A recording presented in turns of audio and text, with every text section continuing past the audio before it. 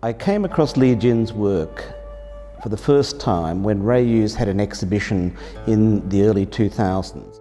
It was still relatively early days in terms of the Western art market getting interested in Chinese art. The cynical realism, the political pop, those pictures of Mao, all those kind of reflections on the Cultural Revolution was starting to look a little bit stale and a little bit artificial, and a whole group of artists were coming through who were much more individualistic. People who had their own ideas, their own impetus, their own things that they wanted to talk about.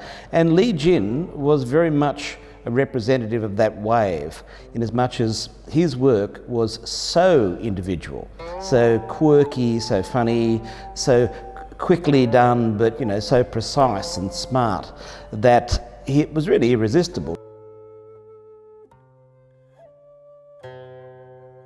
But he's just a tremendously seductive artist at first glance, and he invites you in. He sort of says to you, here I am, if you're open for it, so am I.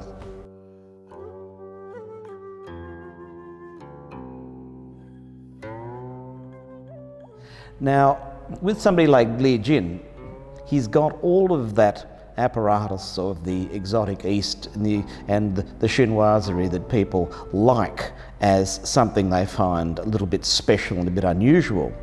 But you don't have to look at them very long before you begin to see that he's not sort of setting up some kind of orientalizing fantasy.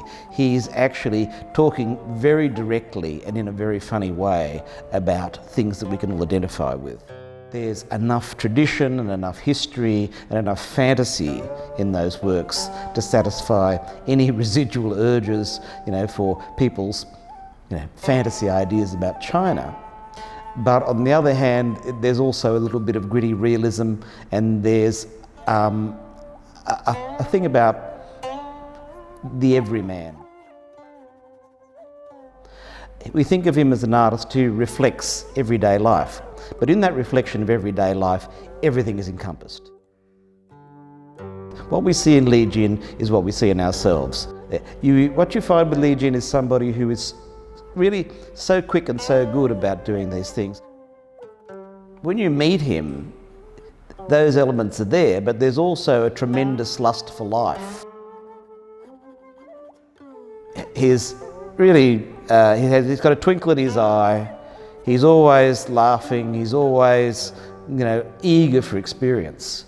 And that's what you see in the work. You see this is a person who is grasping all the time at whatever's in front of him. Carpe diem, seize the day. Li Jin as a person is very much what you see in his art.